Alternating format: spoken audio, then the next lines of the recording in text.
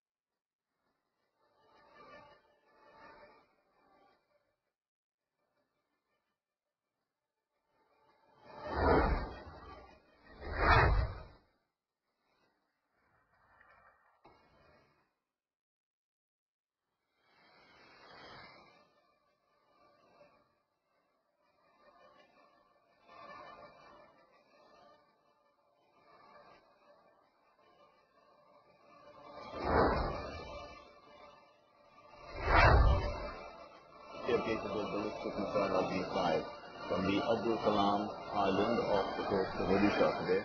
The indigenously developed surface missile of B-5 is capable of striking a target